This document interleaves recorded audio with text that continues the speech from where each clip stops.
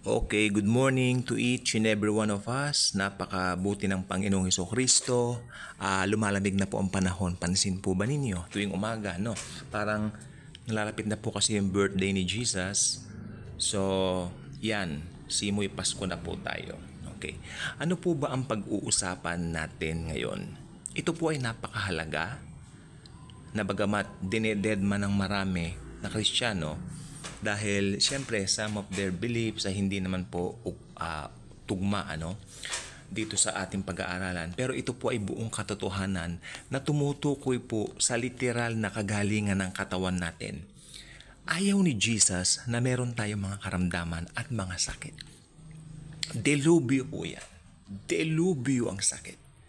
Paano kanya gagamitin kung may sakit ka? Paano ka mangangaral kung may sakit ka? Paano ka mag-share ng gospel, ng good news niya kung may sakit ka? So nag-provide siya ng kagalingan sa atin. At ang good news, nasa scripture po yan. Nasa Bible po yan. Sa Old Testament po yan. Mababasa po natin yan. Si Jesus po, natatandaan po ninyo, bago po siya ipako sa cross, siya po ay pinahampas at ipinahagupit ni Poncio Pilato. Sabi kasi ni Pilato, kung ipapahagupit ko siya, kung ipapahampas ko siya, then ipapakita ko siya, iprepresent ko siya sa mga Hudyo, doon sa mga taong nagpe-persecute kay Jesus, sabi niya ganun, baka maawa sila sa kanya. Pero opposite po ang nangyari, sapagkat nung si Jesus ay kanyang ipinalabas, meron pang koronang tinik ang mahal na Panginoong Hesukristo sa kanyang ulo, nagsigawan sila, ipako siya sa krus, ipako siya sa krus. Sa halip na mahaawa yung mga Hudyo, ipinapatay pa nila si Jesus. Ipinapako pa nila si Jesus. Pero yan po ay nakaline up talaga sa kasulatan. Nakaline up po talaga yan doon sa mga mangyayari po sa hinaharap, sa future.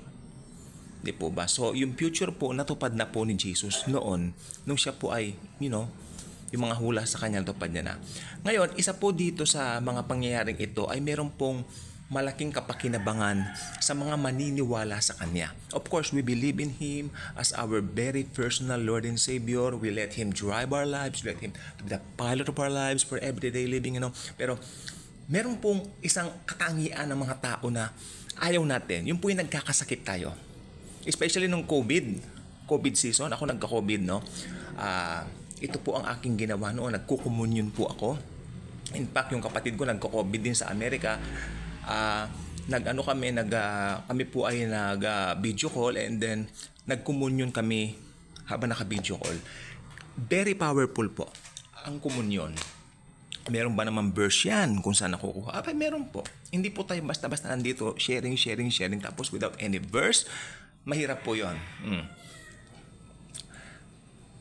Yung mga nalatayan na katawan yung nalatayang katawan ng Panginoong Hesukristo, yung mga sugat niya, bawat latay na tumama dyan para po sa kagalingan natin, physical.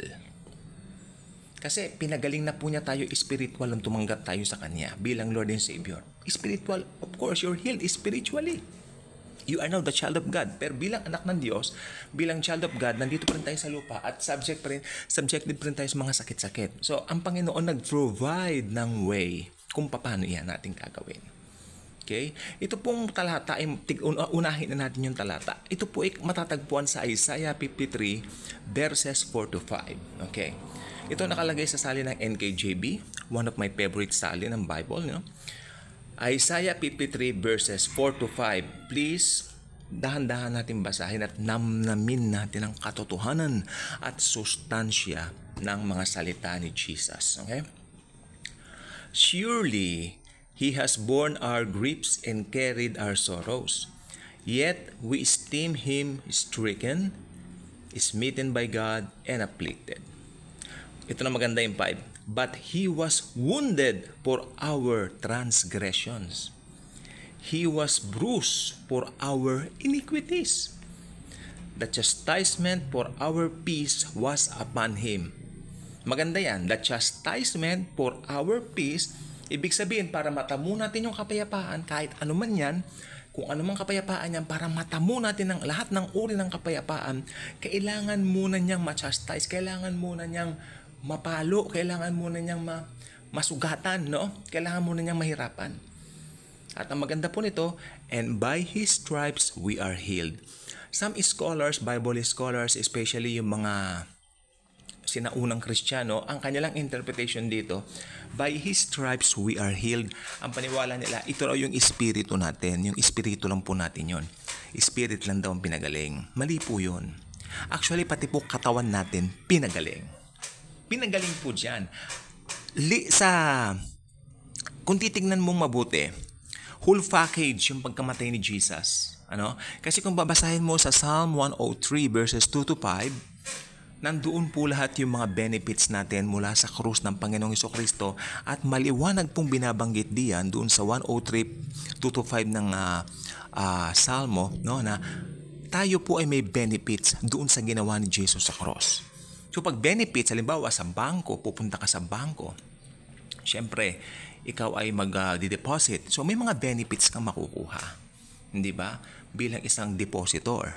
So ganoon din po si Jesus. Lalo na po yung ginawa ni Jesus, malayaw po yan sa kung ano mga establishmento rito sa lupa. Sapagkat ang mga establishmento sa lupa, magbigay man ng mga benefits, dilipas. Pero yung benefits na nakuha natin sa krus ni Kristo Jesus, forever yan. Perpetual yan. Walang katapusan po yan. Di po ba? So, ito po yon. Isa po doon sa benefits na nakuha natin ay magkaroon ng physical na kagalingan ang mga tao, ang mga Kristiyano. So, napatunayan ko po ito nung ako po ay nagka-COVID, ako po ay nagkukomunyon. Although mahinang-mahinang katawan ko that time, ito po ay November 22 to December 1, 2020. No? Ang hirap magka-COVID po, ang hina ng katawan ko, konting hakbang ko lang, tutumba ako. Talaga, totoo po yan. So, mahirap po. So, ang ginawa ko, nagkukumunyan ako, and then, unti-unti ko nararamdaman yung paglakas ko. Sabi ko po sa inyo, by His stripes we are healed. So, ang interpretation po nito, ang tamang interpretation po nito ay walang iba kundi gusto ni Jesus, healthy tayo. Saan? Spiritual and physical. Full package. No? Ngayon, ito na po ang pinaka-big question. Noong nagko-COVID po kami, sabi ko ng kapatid ko, kami po ay nagbi-video call, no? Araw-araw yan, to take a Holy Communion. Ano ba ang Holy Communion? Ang Holy Communion po, ito po ay ang paggunita natin doon sa nalatayang katawan ng Panginoong Hesukristo. Sumisimbolo po yan. Simbolo lang po yan, ha? So, pwede kang gumamit ng elements na pandesal, tasty bread, Yung iba naman gumagamit ng skyflakes na biscuit, na malulutong. Kahit na anong elements pwede. Ngayon, sumisimbolo po dyan sa biscuit o sa anumang elements ng tinapay yung nalatayang katawan ng Panginoong Hesukristo doon sa pagpapahagupit nga ng Poncio Pilato sa kanya.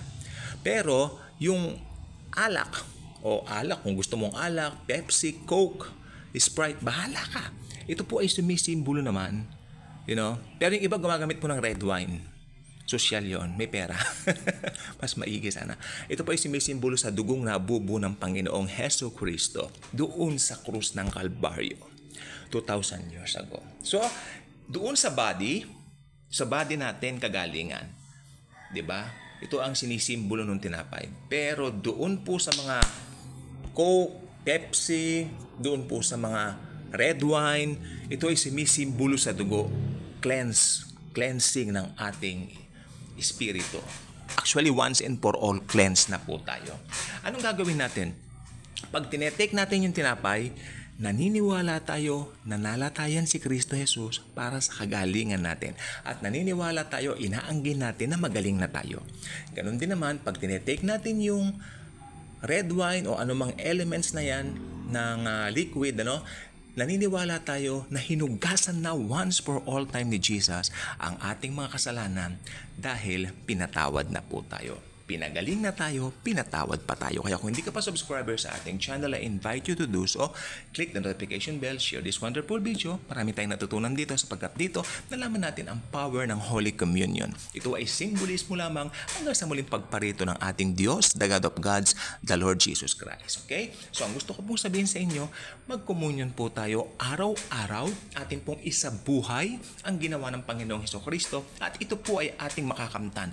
Kagalingang pisikal, ganun din naman, higit sa lahat, kagalingang espiritual, kapayapaan ng isip at ng lahat-lahat na. Thank you. That's always and forever. Jesus truly loves us all.